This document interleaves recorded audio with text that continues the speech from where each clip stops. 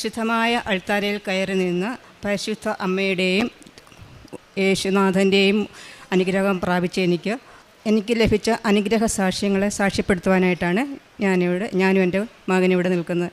എൻ്റെ പേര് അമ്പിളി മോഹനൻ. ഞാൻ കോട്ടയം ജില്ലയിലെ പൊൻകുന്ന് എന്ന സ്ഥലത്ത് നിന്ന് വരുന്നു. ഉടമ്പടി എടുത്ത 2024 ജൂലൈ മാസം 14-ാം തീയതിയാണ് ഞാൻ ആദ്യമായി ഉടമ്പടി എടുത്തത്. അതിനു മുൻപേ ഞാൻ ഒരു തവണ ഇവിടെ വന്ന് പ്രാർത്ഥിച്ച് മാതാവിനെയും യേശുനാഥനെയും പ്രാർത്ഥിച്ചിട്ട് പോവുകയുണ്ടായിട്ടുണ്ട്. ഉടമ്പടി എടുത്ത് ഞാൻ എൻ്റെ പരിചയത്തിലൊരു ആൻറ്റി പറഞ്ഞ അമ്പിളി, എനിക്ക് ഒത്തിരി കഷ്ടപ്പാടുകൾ സഹിച്ച് വളർന്ന ഒരാളാണ്. അപ്പോൾ ആൻറ്റി എന്നോട് പറഞ്ഞു, അമ്പിളി കൃപാസന ആലപ്പുഴ കൃപാസന എന്നൊരു പള്ളിയുണ്ട്, അമ്പിളി അവിടെ പോയി പ്രാർത്ഥിക്കുക, അമ്പിളിയുടെ കാര്യങ്ങളെല്ലാം മാതാവ് സാധിച്ചു തരുമെന്ന് പറഞ്ഞു. അങ്ങനെയാണ് ഞാനിവിടെ വന്ന് ഉടമ്പടി എടുക്കാനായിട്ട് ഞാൻ തന്നെയാണ് വന്നത്. അപ്പം ആദ്യമായി ഞാൻ ഇവിടെ നിന്ന ഓരോ ആൾക്കാരോട് എനിക്കറിയത്തില്ലായിരുന്നു എങ്ങനെയൊക്കെയാണെന്ന്. അപ്പം ഞാൻ ഓരോരുത്തരോടും ചോദിച്ച് ഞാൻ അങ്ങനെ ഉടമ്പടി എടുത്തു.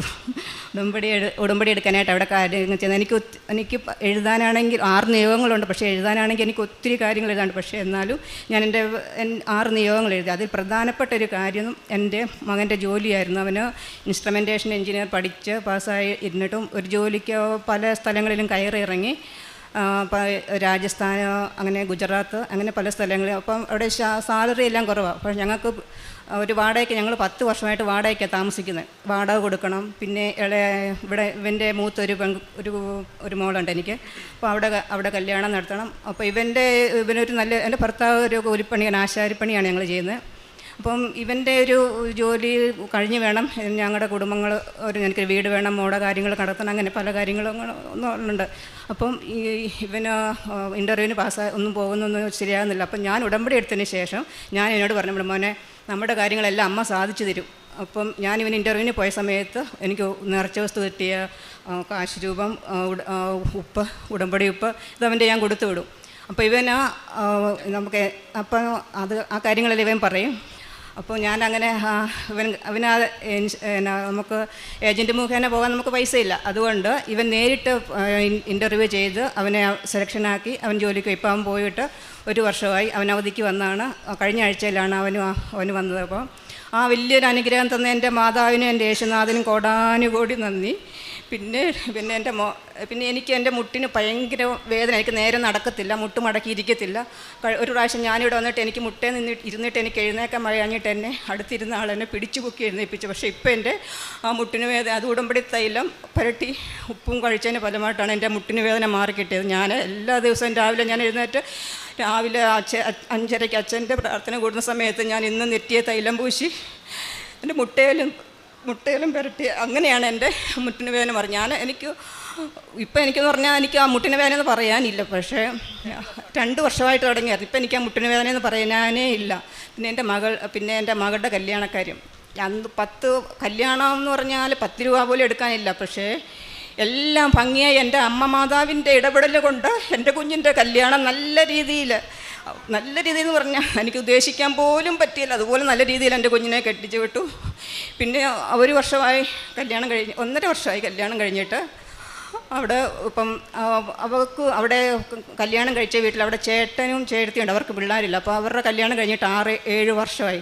അപ്പം ഇപ്പം എല്ലാവരും ചോദിക്കാനുണ്ടെങ്കിൽ ഇവർക്ക് എന്നാ പിള്ളേരില്ലാത്ത, കുഞ്ഞുങ്ങളില്ലാത്തതെന്ന് എല്ലാവരും ചോദിക്കാൻ തുടങ്ങിയപ്പോൾ ഇവരോട് ചോദിച്ചു കഴിഞ്ഞപ്പം ഇവർ 1 വർഷം കഴിഞ്ഞ് മതി പിള്ളേർ എന്ന രീതിയിൽ നിന്നിട്ടും ഇവരോട് ചോദിക്കാൻ ഇപ്പം അമ്മയെ അവരങ്ങനെ ചോദിക്കുന്നു. ഇപ്പം ഞാൻ പറഞ്ഞു, മോനെ കല്യാണം, ഞാൻ അമ്മ മാതാവിനോട് പ്രാർത്ഥിച്ചു എൻ്റെ കുഞ്ഞിന് ഇങ്ങനെ പ്രാർത്ഥിച്ച അച്ഛൻ്റെ ചൊവ്വാഴ്ചത്തെ ഉടമ്പടി ധ്യാനത്തിൽ പ്രാർത്ഥിച്ചപ്പോൾ ഞാൻ അമ്മയോട് പറഞ്ഞു, അമ്മ മാതാവേ എൻ്റെ കുഞ്ഞിനെ തരണേന്ന് പ്രാർത്ഥിച്ചു. അപ്പം ഇപ്പോൾ അവൾ ഗർഭിണിയാണ്. അപ്പോൾ അമ്മയുടെ കാരുണ്യം അവിടെ എനിക്കുണ്ടായി. പിന്നെ എനിക്ക് സ്വന്തമായിട്ടൊരു വീടില്ല. 10 വർഷമായിട്ട് ഞങ്ങൾ വാടകയ്ക്കായിരുന്നു താമസിച്ചുകൊണ്ടിരുന്നത്. ഞങ്ങൾക്ക് സ്ഥലവും വീടൊക്കെ ഉണ്ടായിരുന്നു. അതെല്ലാം ഞങ്ങളുടെ പോയതാണ്. പക്ഷേ എൻ്റെ കുഞ്ഞ് ജോലിക്ക് പോയി അവൻ്റെ ശമ്പളം കിട്ടിക്കഴിഞ്ഞ പിന്നെ ഞാൻ 5 സെൻറ്റ് സ്ഥലം വാങ്ങിച്ചു. അത് അമ്മയോട് ഞാൻ എൻ്റെ ജപമാല റാലിയിൽ പങ്കെടുത്തായിരുന്നു. അന്നേരം അമ്മയോട് പറഞ്ഞു, അമ്മേ ഞാൻ തിരിച്ച് വീട്ടിൽ വരുന്നതിന് മുമ്പ് അമ്മ എനിക്കൊരു അടയാളം കാണിച്ചു തരണം. പക്ഷേ ഞാൻ പിറ്റേ ദിവസം തന്നെ എനിക്ക് സ്ഥലത്തിനുള്ള അഡ്വാൻസ് ഞാൻ കൊടുക്കേണ്ടി വന്നു. ഒരാൾ ഇങ്ങോട്ട് വന്ന് പറഞ്ഞാൽ 5 സെൻറ്റ് സ്ഥലം കൊടുക്കാനുണ്ട്, നോക്കുന്നതെന്ന് ചോദിച്ചു. പക്ഷേ ഞങ്ങൾ ഉദ്ദേശിക്കുന്നതിലും വില ഞങ്ങൾക്ക് ആ സ്ഥലം കിട്ടി. മിനിഞ്ഞാന്നാറ് ഞങ്ങളുടെ സ്ഥലത്തിൻ്റെ ആധാരം നടന്നത്. എൻ്റെ അമ്മ മാതാവ് എൻ്റെ യേശുനാഥനും തന്ന അനുഗ്രഹങ്ങൾ മാത്രം. ഞാൻ എവിടെ വേണേലും ഞാൻ എവിടെ പോയാലും എൻ്റെ കയ്യിൽ കാശ് രൂപമുണ്ട്. പിന്നെ എൻ്റെ വീട്ടിലിപ്പോൾ എൻ്റെ കുഞ്ഞുമക്കളുണ്ട്. മൂത്ത മകൾക്ക് 2 കുഞ്ഞുമക്കളുണ്ട്. അവർക്കും എന്തെങ്കിലും ജലദോഷമോ പനിയോ എന്തെങ്കിലും വന്നാൽ ഞാൻ പറയും, ഞാൻ ഉപ്പും തേനും ഉപ്പും എല്ലാം കാശ് രൂപം എല്ലാം അവർക്ക് എല്ലാവർക്കും കൊണ്ട് കൊടുക്കും. ഞാൻ പറഞ്ഞു, മോനെ എന്തെങ്കിലും അസുഖം വരുമ്പോൾ ആദ്യമേ ഞാൻ പറയും, മോനെ ഉപ്പ് എടുത്തതാണ് വിശ്വാസപ്രമാണം. അവർക്ക് പിള്ളേരെ വരെ അവൾ വിശ്വാസപ്രമാണം അവൾ പറഞ്ഞു പഠിപ്പിക്കും. അതുപോലെ തന്നെ എൻ്റെ വീട്ടിലെ എല്ലാവരും ഇപ്പം അമ്മ മാതാവിനെയും യേശുനാഥൻ്റെയും രാവിലെ പ്രാർത്ഥിക്കും. ഞാൻ സമയത്ത് എൻ്റെ ചേട്ടൻ പോലും ഭയങ്കര ഹിന്ദു വിശ്വാസിയായിരുന്നു. എൻ്റെ ചേട്ടൻ പോലും ഞാൻ കൂടെ ഇരുന്ന് ഞാൻ പ്രാർത്ഥിക്കുന്ന സമയത്ത് എൻ്റെ കൂടെ വന്നിരിക്കും. എൻ്റെ കുഞ്ഞാണ്, എൻ്റെ മോന്, അവൻ്റെ കാര്യങ്ങൾ അവൻ പറയും. എൻ്റെ പേര് അനന്തു. ഞാൻ ഇൻസ്ട്രുമെൻ്റ് എഞ്ചിനീയറാണ്. ഞാൻ 2022 എഞ്ചിനീയറിംഗ് പാസ്സാവുന്നത്. അത് കഴിഞ്ഞ് 2 വർഷത്തോളം ഞാൻ ഇന്ത്യയിൽ തന്നെ വർക്ക് ചെയ്ത്. പക്ഷേ എൻ്റെ എയിം തന്നെ എങ്ങനെയെങ്കിലും ഗൾഫിൽ പോവുക, പൈസ ഉണ്ടാക്കുന്നതായിരുന്നു. പക്ഷേ അങ്ങനെ ഇൻ്റർവ്യൂകളൊന്നും വരുന്നില്ല. ഒരു പർട്ടിക്കുലർ ടൈമിൽ പെട്ടെന്നൊരു ഇൻ്റർവ്യൂ, മൾട്ടിനാഷണൽ കമ്പനി ഇൻ്റർവ്യൂ വന്നു. പക്ഷേ എനിക്ക് ഭയങ്കര ഓവർ കോൺഫിഡൻസ് ആയിരുന്നു. ഞാൻ പോയാൽ കിട്ടും എന്നുള്ളൊരു ഭയങ്കര കോൺഫിഡൻസ് ആയിരുന്നു. ഞാനങ്ങനെ എറണാകുളത്ത് ഇൻ്റർവ്യൂ പോയി. ഞാൻ മൊത്തം 10 പേര്, മൊത്തം 10-20 പേര് ഇരിപ്പുണ്ട്. അതിനകത്ത് സെക്ഷനായിട്ട് വിളിച്ചുകൊണ്ടിരിക്കുക. ആദ്യൊരു 10 പേരെ വിളിച്ച്, ഞാനിരിക്കുന്നത് 9ാമത്തെ സീറ്റിലാണ് ഇരിക്കുന്നത്. അങ്ങനെ 8 പേര് ഇൻ്റർവ്യൂ കഴിഞ്ഞു. ആരൊക്കെയോ പാസ്സായി, ആരൊക്കെയോ ഫെയിലായി, അതൊന്നും എനിക്ക് ഓർമ്മയില്ല. എൻ്റെ സെക്ഷൻ വന്ന് തൊട്ട് 8ാമത്തെ ആൾ വിളിച്ചപ്പോഴത്തേന് എനിക്ക് പെട്ടെന്ന് ടെൻഷനായി. ഭയങ്കര വിറയ്ക്കുന്നു, എന്താണെന്നറിയത്തില്ല, ഭയങ്കരമായൊരു സിറ്റുവേഷന്. അപ്പോൾ അടുത്ത എന്നെ വിളിച്ചു, എൻ്റെ പേര് വിളിച്ച് സെൽഫ് ഇൻട്രൊഡക്ഷൻ പറഞ്ഞപ്പോൾ തന്നെ പുള്ളിക്ക് മനസ്സിലായി എന്നെ കൊണ്ട് പറ്റത്തില്ലെന്ന്. അങ്ങനെ എൻ്റെ കഴിഞ്ഞ് പൊക്കോളം പറഞ്ഞു, വെയിറ്റ് ലിസ്റ്റാണെന്നും പറഞ്ഞു. പക്ഷേ അപ്പോഴെനിക്ക് മനസ്സിലായി കിട്ടത്തില്ലെന്ന്. ഞാനത് ഉപേക്ഷിച്ച് പോയി. അങ്ങനെ 3-4 മാസം പിന്നെയും വീട്ടിൽ ഇരുന്നു. അത് കഴിഞ്ഞ് വേറൊരു ഇൻ്റർവ്യൂ വന്നു, ഖത്തറിലോട്ടുള്ള. അതിൻ്റെ ഇൻ്റർവ്യൂ അറ്റൻഡ് ചെയ്തു. പക്ഷേ അതിൻ്റെ ഒരു പ്രശ്നം വെച്ചാൽ അത് 5 വർഷം കോൺട്രാക്റ്റ് ഉണ്ട്. എൻ്റെ ഓരോ സീനിയേഴ്സ് അവിടെ വർക്ക് ചെയ്യുന്നുണ്ട്. പക്ഷേ അവർ പറയുന്നു, വേറെ എവിടെയും കിട്ടിയില്ലെങ്കിൽ മാത്രം അവിടെ വന്നാൽ മതി, അത്രയും ബെറ്റർ കമ്പനി അല്ല, നീ വേറെ കിട്ടിയില്ലെങ്കിൽ മാത്രം വന്നാൽ മതി എന്ന് പറഞ്ഞു. ഞാനവിടെ പാസ്പോർട്ടും കൊടുത്ത് എല്ലാം കഴിഞ്ഞ് തിരിച്ച് വീട്ടിൽ വന്നു. പക്ഷേ അവർ വിളിക്കുന്നില്ല, വിസ വന്നില്ല എന്ന് പറഞ്ഞുകൊണ്ടിരുന്നിട്ട് വിളിക്കുന്നേ ഇല്ല. അങ്ങനെ എന്താ ചെയ്യേണ്ടതെന്ന് അറിയാതിരുന്ന സമയത്ത്, പക്ഷേ ഞാൻ ആദ്യം പോയ കമ്പനി അടിപൊളി കമ്പനിയായിരുന്നു. എൻ്റെ സീനിയേഴ്സ് വർക്കിംഗ് ചെയ്യുന്നുണ്ട്, അവരെല്ലാം പറഞ്ഞിട്ട് ബെറ്റർ കമ്പനിയാണ്, ഇവിടെ വന്നു കഴിഞ്ഞാൽ നിനക്ക് ഗ്രോത്ത് ഉണ്ട്, സോ നീ നോക്കെന്ന് പറഞ്ഞു. പക്ഷേ ആ കമ്പനി കിട്ടിയില്ല. സെക്കൻഡ് കമ്പനിയിൽ പോയിട്ടും കാര്യമില്ല, പക്ഷേ ഞാൻ കൊടുത്തു. ഇങ്ങനെ ഇരുന്ന സമയത്താണ് ആദ്യത്തെ കമ്പനി പിന്നെയും ഇൻ്റർവ്യൂ വന്നു. അപ്പോൾ എനിക്കൊരു കോൺഫിഡൻസ് പോയി നോക്കാം. പക്ഷേ പാസ്പോർട്ട് ഓൾറെഡി ഞാൻ 2ാമത്തെ കമ്പനി സബ്മിറ്റ് ചെയ്തായിരുന്നു. അപ്പോൾ ഞാൻ അവരെ വിളിച്ച് ചോദിച്ചു. ശരിക്കും അങ്ങനെ തരത്തില്ല, അവർ ഓൾറെഡി സബ്മിറ്റ് ചെയ്ത് കഴിഞ്ഞാൽ പിന്നെ അവർ തിരിച്ച് തരത്തില്ല. അതൊരു ഏജൻസിയും കൂടെ ആയിരുന്നു.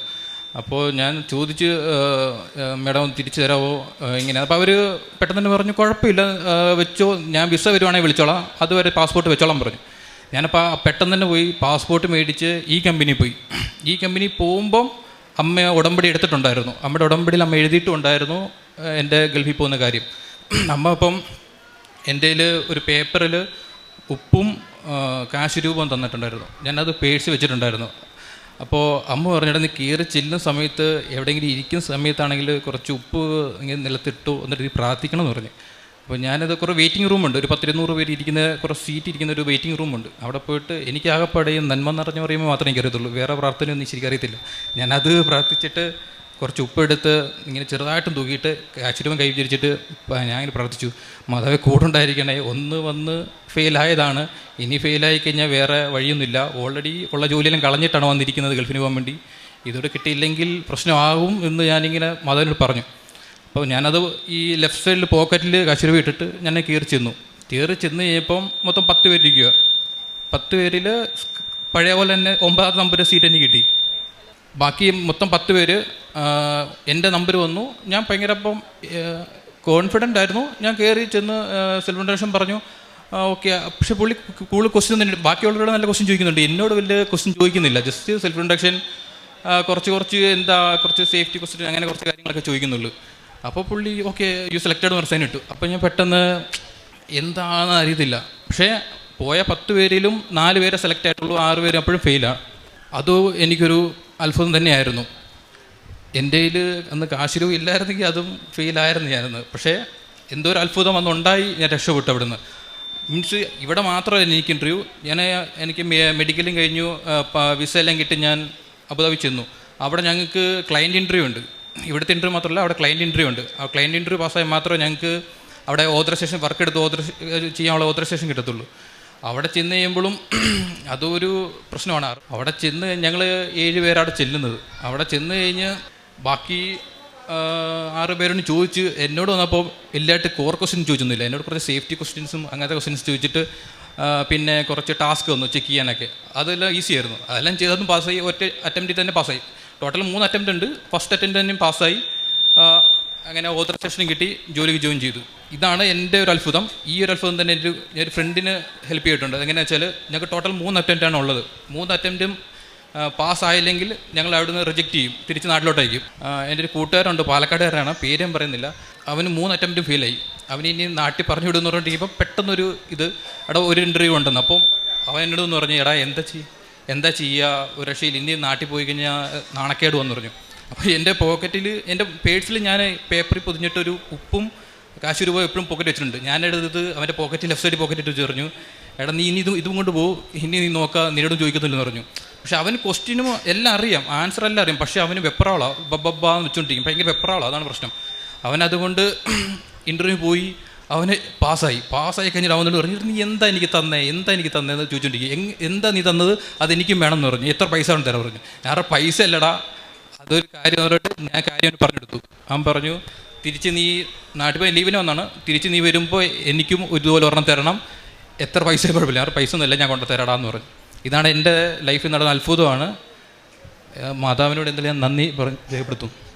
പ്രേക്ഷിത പ്രവർത്തനം, ഞാൻ പത്രങ്ങൾ മേടിച്ച് പത്രങ്ങൾ ഇവിടുന്ന് കൊണ്ടുപോയി തൈലം, എല്ലാ പത്രത്തിലും ഞാൻ തൈലം പുരട്ടി വിശ്വാസ പ്രമാണം ചൊല്ലി ഓരോ വീടുകളിലും കയറി ഇറങ്ങി. ഞാൻ കൊടുത്ത ആരും ഇതുവരെ പത്രം വേണ്ട എന്ന് നിരസിച്ചിട്ടില്ല. എല്ലാവരും ഞാൻ പ്രാർത്ഥിച്ച മാതാവേ, ഞാൻ കൊടുക്കുന്ന ഈ പത്രം കൊണ്ട് ആർക്കെങ്കിലും ഒരാൾക്കേലും രോഗസൗഖ്യം ഉണ്ടാകണേ എന്ന് പ്രാർത്ഥിച്ചിട്ടാണ് ഞാൻ കൊടുക്കുന്നത്. പിന്നെ എന്നെക്കൊണ്ട് പറ്റുന്ന രീതിയിൽ എനിക്ക് അധികം സഹായിക്കാനോ സാമ്പത്തികമായിട്ട് സഹായിക്കില്ല എങ്കിലും എന്നെക്കൊണ്ട് പറ്റുന്ന രീതിയിൽ ഞാൻ എന്നെ സഹായം ചോദിക്കുന്ന വരുന്നിടത്ത് ഞാൻ തേടിപ്പിടിച്ച് ചെല്ലാനില്ല, എനിക്ക് അതിനുള്ള ഇല്ല. അതുകൊണ്ട് ആര് സഹായം ചോദിച്ചാലും ഇല്ല എന്ന് ആരാ ഞാൻ പറഞ്ഞു വിട്ടിട്ടില്ല. പിന്നെ ആശുപത്രിയിൽ ഞാൻ ചോറും പൊതി ഉണ്ടാക്കിക്കൊണ്ട് കൊടുക്കാൻ എന്നെക്കൊണ്ട് പറ്റിയിട്ടില്ല. അതുകൊണ്ട് ഞാൻ വാങ്ങിച്ച് പോകുന്ന സമയങ്ങളെല്ലാം ചോറ് പിന്നെ പൊതിച്ചോറ് കൊടുക്കാറുണ്ട്. പിന്നെ എൻ്റെ അടുത്തുള്ളൊരു ചേച്ചിക്ക് ഒരു അപ്പച്ചനുണ്ട്. അപ്പച്ചന് ക്യാൻസറുള്ള അപ്പച്ചൻ്റെ അടുത്ത് ഞാൻ ഇടയ്ക്ക് പോവുകയും അപ്പച്ചന് വേണ്ട സഹായം ചെയ്തു കൊടുക്കുകയൊക്കെ ചെയ്യാറുണ്ട്. പിന്നെ എനിക്ക് തന്ന എല്ലാ അനുഗ്രഹങ്ങൾക്കും എൻ്റെ അമ്മ മാതാവിനും യേശുവിനും കോടാനുകോടി നന്ദി. എനിക്ക് ഭയങ്കര ദേഷ്യമുള്ള ഒരാളായിരുന്നു. പക്ഷെ എന്നാ പറഞ്ഞാലും എനിക്ക് പെട്ടെന്ന് ദേഷ്യം വരുന്ന ഒരാൾ. ഇപ്പോൾ എൻ്റെ ആ ദേഷ്യം മാറിപ്പോൾ എന്നെ എല്ലാവരോടും സൗമനസ്യത്തോടെ ഇടപെടാനും ഒക്കെ ഉള്ള ഒരു പ്രത്യേക അനുഗ്രഹം എനിക്ക് കിട്ടിയിട്ടുണ്ട്. ഞാൻ എല്ലാ ദിവസവും കൊന്ത വായിക്കും. ഒരു രാവിലെ കൊന്ത ചൊല്ലും, വൈകുന്നേരം കൊന്ത ചൊല്ലും, ബൈബിൾ വായിക്കും. അച്ഛൻ്റെ ടോക്ക് ഞാൻ എല്ലാ ദിവസവും, പിന്നെ നമ്മുടെ സാക്ഷ്യങ്ങൾ എല്ലാ ദിവസവും ഞാനൊരു 3-4 വേലും എല്ലാ ദിവസവും സാക്ഷ്യങ്ങൾ കേൾക്കാറുണ്ട്. പിന്നെ ചൊവ്വാഴ്ചകളിൽ ഈ പ്രാർത്ഥന സമയത്ത്, അച്ഛൻ്റെ പ്രാർത്ഥന സമയത്ത് എന്നെ ആരും ഫോൺ വിളിക്കുന്ന പോലെ എനിക്ക് ദേഷ്യമാണ്. ഞാൻ സൈലൻ്റ് ആക്കി വെച്ചിട്ടാണ് ഞാൻ അച്ഛൻ്റെ പ്രാർത്ഥന കൂടാറുള്ളത്. എനിക്ക് ഇത്രയും അനുഗ്രഹങ്ങൾ തന്ന എൻ്റെ ഈശോയ്ക്കും എൻ്റെ അമ്മയ്ക്കും കോടാനുകോടി നന്ദി. ഇനിയും എൻ്റെ കുടുംബത്തെ അമ്മ കാത്തോളണേ എന്ന് മാത്രമാണ് എൻ്റെ പ്രാർത്ഥന. ഹലോ, ആദ്യമായിട്ട് യേശുവിനും മാതാവിനും നന്ദി പറയുന്നു. ഞാൻ ആദ്യമായിട്ട് ഉടമ്പടി വന്ന് എടുത്തത് 26/6/2024 ഒരുപാട് കാര്യങ്ങൾ അമ്മ സാധിച്ചു തന്നു. ഒരുപാട് കാര്യങ്ങൾ എനിക്കമ്മ സാധിച്ചു തന്നു. അതിൽ ആദ്യമായിട്ട് ഞാൻ എൻ്റെ 75 ലക്ഷം കടവുമായിട്ടാണ് ഈ 75 ലക്ഷം കടമായിട്ട് എന്ത് ചെയ്യുമെന്നിട്ട് എന്ത് ചെയ്യണം എന്നറിയാണ്ട് ഞാൻ നിൽക്കുമ്പോൾ കുറച്ച് ആൾക്കാർ എന്നോട് പറഞ്ഞു, ഈ കൃപാസനത്തിൽ വന്നു കഴിഞ്ഞാൽ ഉടമ്പടി എടുത്തു കഴിഞ്ഞാൽ അച്ഛനെ കണ്ടു കഴിഞ്ഞാൽ നിൻ്റെ എല്ലാ പ്രശ്നങ്ങളും മാറും എന്ന് പറഞ്ഞു. പിന്നെ എൻ്റെ വീട് വിൽക്കാൻ വേണ്ടിയിട്ട് കുറേ ആൾക്കാർ വന്നു. 50 ലക്ഷം എല്ലാം പറഞ്ഞു. എന്നിട്ടും അത് വീട് എടുക്കുന്നില്ല, എന്തോ തടസ്സങ്ങളായി. എനിക്ക് കടവുള്ളതുകൊണ്ട് എങ്ങനെയെങ്കിലും അത് ജപ്തിൻ്റെ വക്കിലായിരുന്നു. കടവുള്ളതുകൊണ്ട് എങ്ങനെയെങ്കിലും അത് വിറ്റ് ഒഴിവാക്കി ഇതാക്കണമെന്ന് വെച്ചാൽ ഒന്നും നടക്കുന്നില്ല. ഞാൻ ഇവിടെ വന്നു, വൈഫാദ്യം ഉടമ്പടി എടുത്തു പോയി 3 മാസമാകുമ്പോൾ പുതുക്കാൻ വേണ്ടി നേരം ഞാനും ഉടമ്പടി എടുത്ത് ഞാനും ഇവിടുന്ന് എനക്കും ഉടമ്പടി എടുക്കണം തോന്നി. ഇത് ഒറ്റക്ക് പ്രാർത്ഥിക്കുമ്പോൾ ഞാൻ ഈ വിശ്വാസ പ്രമാണം ജപമാല ഇതെല്ലാം ചെല്ലാൻ നടക്കും തോന്നി. ഞാൻ എല്ലാം പഠിച്ചു, കാണാപ്പാടം പഠിച്ചു. പിന്നെ കഴിഞ്ഞ കൊല്ലം ജപമാല റാലിയിൽ നമ്മൾ കൂടും. ജപമാല റാലിയിൽ നമ്മളെല്ലാവരും പങ്കെടുത്തായിരുന്നു. ജപമാല റാലിയിൽ 20 കിലോമീറ്ററോളം നടന്നു. 20 കിലോമീറ്റർ ഉണ്ടോ എന്നറിയില്ല. നടന്നു മടുത്തു, ഇതായി, ഞാൻ ഓപ്ഷനായി. ഞാൻ ആദ്യമായിട്ടാണ് ഇത്രയും കിലോമീറ്റർ ഒന്നിച്ച് നടക്കുന്നത്. അതിൻ്റെ ഇതിൽ ഞാൻ കൊന്തയും ചൊല്ലിക്കൊണ്ട് തന്നെയാണ് നടന്നു എല്ലാവരും ഒന്നിച്ച് പോയത്. ആർത്തുങ്കൽ പള്ളിയിലെത്തിയ അപ്പോഴത്തേക്ക് ഞാൻ ക്ഷീണിതനായി, മൊത്തം തളർന്നു പോയി. പിന്നെ എനിക്കൊരു തണുത്തൊരു കാറ്റ് പോലെ വന്നു, നമ്മൾ മൊത്തം ശരീരം മൊത്തം തണുത്തു. അതൊക്കെ എനിക്ക് തോന്നിയ അഭിഷേകം കിട്ടി, എനിക്ക് ബന്ധത്തിനുള്ള അഭിഷേകം കിട്ടി. പിന്നെ എനിക്ക് കൂടുതൽ വിശ്വാസമായി. യേശുവിനോടും മാതാവിനോടും ഭയങ്കര വിശ്വാസമായി. പിന്നെ എൻ്റെ മതങ്ങളിൽ എനിക്കൊരു ചെറിയൊരു കടയുണ്ടായിരുന്നു ബസ് സ്റ്റാൻഡിൽ, കണ്ണൂർ തന്നെ, പയ്യാവൂർ. ആ കടകളിൽ വരുന്നവർക്ക് ഞാൻ പത്രങ്ങൾ കൊടുക്കുമായിരുന്നു. പത്രം എന്ന് പറഞ്ഞാൽ എന്നെക്കൊണ്ട് കഴിയുന്നത്ര പത്രം ഞാൻ അവിടെ നിന്ന് വരുത്തിക്കുമായിരുന്നു. ഒരു 2000 പത്രങ്ങൾ ഞാൻ കൊടുത്തിട്ടുണ്ടാവും. പിന്നെ ഞാൻ പത്രം കൊടുത്തത് പത്രം കൊടുക്കൽ മാത്രമല്ല, സുവിശേഷം പറഞ്ഞു, മാതാവിനെയും യേശുവിനെയും പറഞ്ഞു മനസ്സിലാക്കി അവരെ ഞാൻ ഒന്നിച്ച് കൂട്ടിക്കൊണ്ടുവരും ഇങ്ങോട്ട്. ഇപ്പോൾ ഇന്നും ഞാൻ 2 പേർ അക്രൈസ്തവരെ 2 പേരെ ഞാൻ കൂട്ടിക്കൊണ്ടുവന്നിട്ടുണ്ട്. എനിക്ക് ഇത് ഭയങ്കര സങ്കടം വരുന്നതുകൊണ്ട് ഇങ്ങനെ പറയുന്നേ ഉള്ളൂ. അപ്പോൾ എന്ത് പറയണമെന്ന് അറിയുന്നില്ല. പെട്ടെന്ന് ആദ്യമായിട്ടൊരു സ്റ്റേജിൽ കയറി ഇങ്ങനെ ഒരു സാക്ഷ്യം പറയുന്നതാണ്. കുറേ ആഗ്രഹിച്ചു, ഞാൻ കുറേ നേരമായി ഇവിടെ വെയിറ്റ് ചെയ്യുന്നു. ഇതൊന്നൊരു സാക്ഷ്യം, അച്ഛൻ്റെ മുമ്പ് നിനക്കൊരു സാക്ഷ്യം പറയണം, ലോകം മുഴുവൻ അറിയട്ടെ. എന്നെ ഈശോയും മാതാവും എന്നെ ലാസ്റ്റ്. പിന്നെ വീടിൻ്റെ കാര്യം പറയാം. വീട് നമ്മളൊരു സുഹൃത്ത് തന്നെ ആ വീട് എടുത്തു. 50 ലക്ഷം പറഞ്ഞ വീട് 60 ലക്ഷത്തിന് തന്നെ അവനെടുത്തു. നമ്മളെ കടങ്ങൾ 75 ലക്ഷമായിരുന്നു, 60 ലക്ഷവും കടം തീർന്നു. ഇനി 15 ലക്ഷമേ ഉള്ളൂ. പിന്നത്തെ സാക്ഷ്യം എൻ്റെ വൈഫ് ഉടമ്പടി എടുത്ത് പുതുക്കാൻ മാത്രമേ ഞാനും ഉടമ്പടി എടുത്ത് അച്ഛനെ കണ്ടു. അച്ഛൻ എനിക്ക് കാശ് രൂപ തന്നിട്ട് പറഞ്ഞു, നീ കുഴിച്ചിട്ടാ ആ മണ്ണിൽ കുഴിച്ചിട്ടാൽ മതി, നിൻ്റെ വീടെല്ലാം കച്ചവടമാവും. എന്നിട്ട് ഉപ്പ് തെളിച്ചു, 4 മൂലക്കും വീടിൻ്റെ 4 സൈഡിൽ ഉപ്പും തെളിച്ചു. പ്രാർത്ഥന മുടങ്ങാതെ ഉണ്ട്. അരമണിക്കൂർ ബൈബിൾ വായിക്കും. കടകളിലിരുന്നിട്ട് കംപ്ലീറ്റ് സമയം കിട്ടുമ്പോൾ എല്ലാം ജപമാല ചൊല്ലും. എല്ലാം കംപ്ലീറ്റ് കാണാപ്പാടം എനിക്കറിയായിരുന്നു.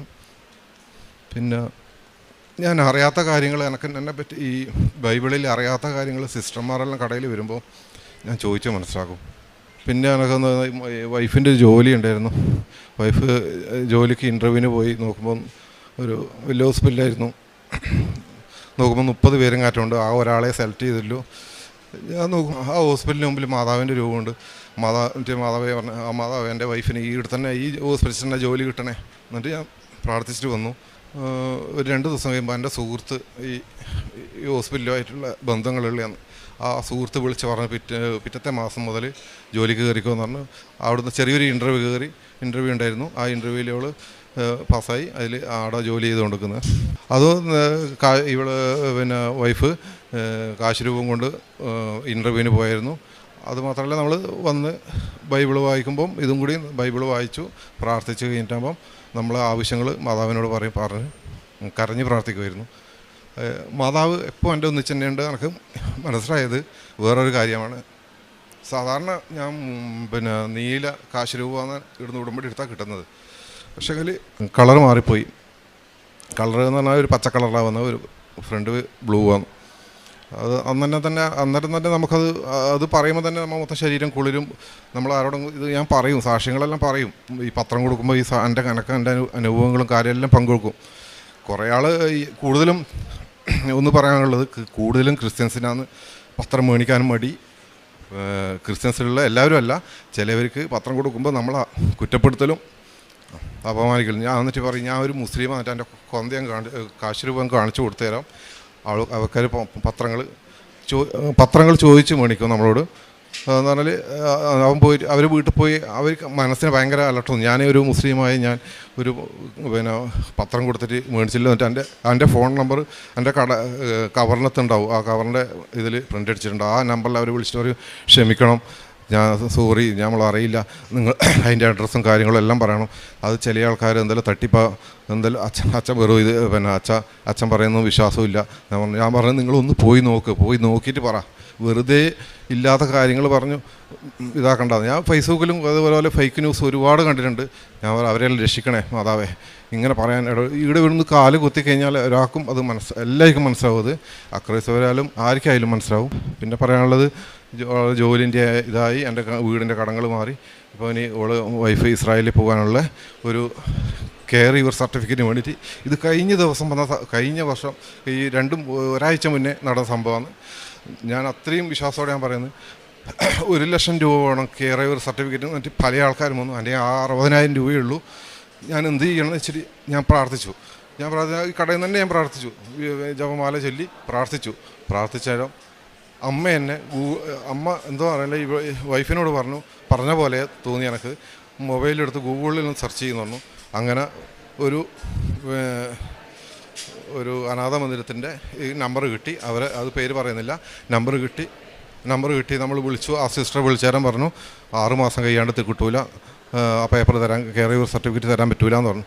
ഞാൻ പറഞ്ഞു സിസ്റ്ററെ നമുക്ക് വേണ്ടി ഒന്ന് പ്രാർത്ഥിക്കുമോ? ഞാനിങ്ങനെ എൻ്റെ അവസ്ഥകളെല്ലാം പറഞ്ഞു, ഞാൻ മുസ്ലിമാണെന്ന് ഇങ്ങനെ എൻ്റെ കാര്യങ്ങളെല്ലാം പറഞ്ഞു സിസ്റ്ററോട്.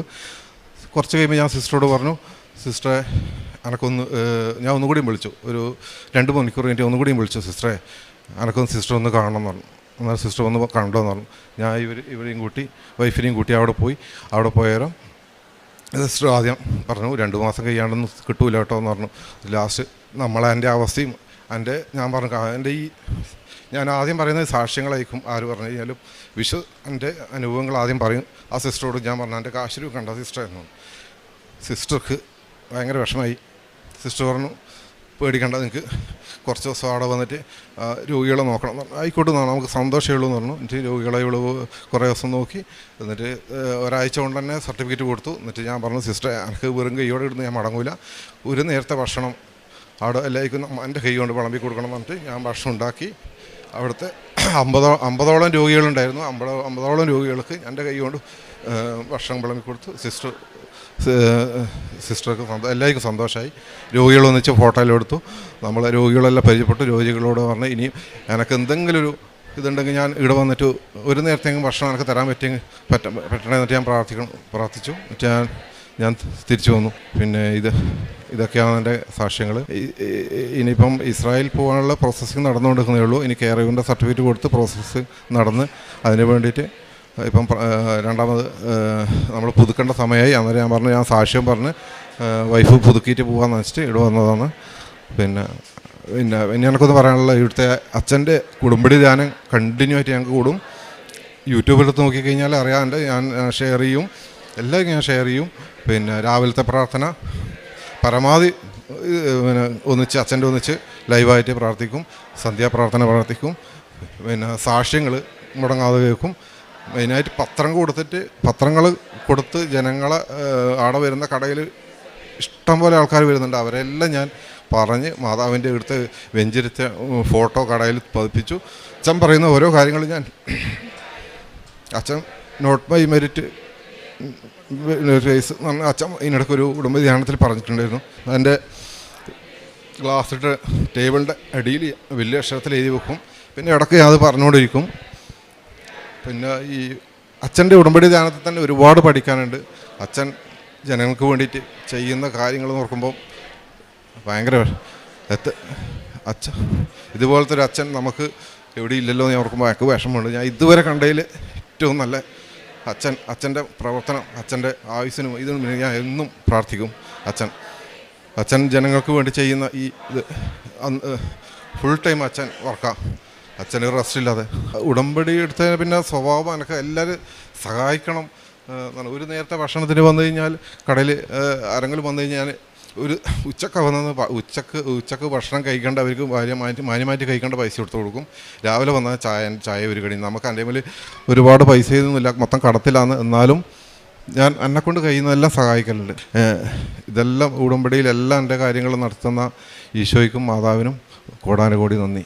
ജെറമിയ 31:9 കണ്ണീരോടെയാണ് അവർ വരുന്നത്, എന്നാൽ ഞാൻ അവരെ ആശ്വസിപ്പിച്ച് നയിക്കും. റസാഖ് എന്ന ഈ സഹോദരൻ പരിശുദ്ധ കൃപാസന മാതാവിൻ്റെ ഉടമ്പടി ജീവിതത്തിലേക്ക് പ്രവേശിച്ച് സഹോദരനുണ്ടായിരുന്ന വലിയ കടബാധ്യത അമ്മ മാതാവിൻ്റെ സംരക്ഷണയാൽ ഉടമ്പടി നേർച്ചവസ്തുക്കളുടെ പ്രയോഗത്തിലൂടെ പൂർണ്ണമായി മാറ്റപ്പെടും വിധം അമ്മ സഹായിച്ചതിനെയാണ് ആദ്യം സാക്ഷ്യപ്പെടുത്തിയത്. മറ്റൊന്ന്, ജീവിത പങ്കാളിക്ക് ഒരു ജോലി ലഭിച്ചതും മറ്റൊരു ജോലിക്ക് വേണ്ടിയുള്ള പ്രോസസ്സ് വേഗത്തിലാക്കുവാൻ അമ്മ മാതാവിൻ്റെ ഇടപെടൽ വഴി സാധ്യതകൾ തെളിഞ്ഞതിനെയുമാണ് സഹോദരൻ സാക്ഷ്യപ്പെടുത്തിയത്.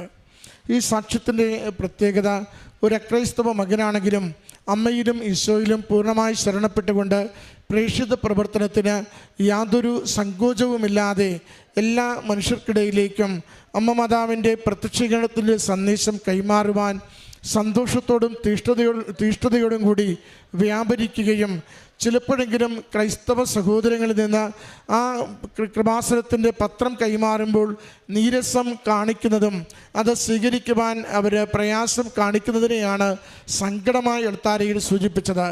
എങ്കിലും അതിനെക്കുറിച്ച് പരിഭവമില്ലാതെ ദൈവനാമത്തെ മനുഷ്യരുടെ മുമ്പിൽ ഏറ്റുപറയുമ്പോൾ ദൈവത്തിന് മുമ്പിൽ ഈശോ എന്നെ ഏറ്റുപറയുമെന്ന പൂർണ്ണമായ ബോധ്യത്തോടും വിശ്വാസത്തോടും കൂടി ഉടമ്പടി ജീവിതം പൂർണ്ണമായ ശ്രദ്ധയിലും സ്നേഹത്തിലും എങ്ങനെ നയിക്കുന്നുവെന്ന് സഹോദരൻ വാക്കുകളിലൂടെ സാക്ഷ്യപ്പെടുത്തുകയാണ്. പ്രിയമുള്ളവരെ, അലസമായിക്കൊണ്ടിരിക്കുന്ന വിശ്വാസ ജീവിതത്തിന് ലക്ഷ്യബോധം നൽകുന്ന ദൈവിക പദ്ധതിയാണ് ഉടമ്പടി ജീവിതം. എന്തും എങ്ങനെയുമാകാമെന്ന് കരുതിയൊക്കെ ജീവിക്കുന്നവർക്ക് ജീവിതം ക്രിസ്തുവിനോട് കൂടി അല്ലെങ്കിൽ അത് നാശത്തിനും ദുരന്തത്തിനും കാരണമാകുമെന്ന് നമ്മളെ അടിവരയിട്ട് ഉറപ്പിക്കുന്ന ഒരു ദൈവിക പദ്ധതിയാണ് ഉടമ്പടി ജീവിതം. അതുകൊണ്ട് ഉടമ്പടി ജീവിതത്തിലൂടെ നമ്മൾ ഏതെങ്കിലും ചില പ്രാർത്ഥനകൾ ചൊല്ലുകയല്ല, ദൈവത്തിന് സ്വന്തമാകുന്നൊരു ജനതയായി രൂപപ്പെടുകയാണ് ചെയ്യുന്നത്.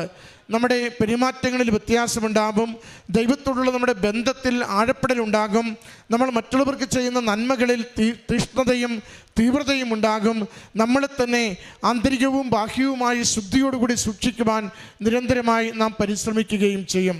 അതുകൊണ്ട് ഉടമ്പടി ജീവിതം കാര്യസാധ്യത്തിൻ്റെ ജീവിതം അല്ല, മറിച്ച് ഉടമ്പടി ജീവിതം ദൈവത്തെ സ്വന്തമാക്കിക്കൊണ്ട് ലോകത്തിൽ എൻ്റെ കർത്താവ് ഇന്നും ജീവിക്കുന്നു, അവൻ അനേകർക്കിന്നും അത്ഭുതങ്ങളിലൂടെ അവൻ്റെ അടയാളങ്ങളിലൂടെ ജീവിതവും ജീവിത മാർഗങ്ങളും തെളിച്ചു കൊടുക്കുന്നു എന്ന് പറയുന്നതാണ് മരിയൻ ഉടമ്പടി എന്നത്. അതുകൊണ്ട് കർത്താവിൽ ശരണപ്പെട്ടുകൊണ്ട് നമ്മുടെ ജീവിതങ്ങളെ നവീകരിക്കുവാൻ നമുക്ക് പരിശ്രമിക്കാം. അമ്മ മാതാവ് കൂടെ നിന്ന് തിരുക്കുമാരനിൽ നിന്നും നമുക്ക് വേണ്ടുന്ന അനുഗ്രഹങ്ങൾ സമയച്ചുരുക്കത്തിൽ അനുവദിച്ച് തരികയും ചെയ്യും. ഈ കുടുംബത്തിൽ ലഭിച്ച എല്ലാ വിശ്വാസ ബോധ്യങ്ങൾക്കും ഭൗതിക അനുഗ്രഹങ്ങൾക്കും അമ്മ മാതാവിനും തിരുക്കുമാരനും നന്ദി പറഞ്ഞുകൊണ്ട് കരങ്ങളടിച്ച് ഈ സാക്ഷ്യം നമുക്ക് സമർപ്പിക്കാം.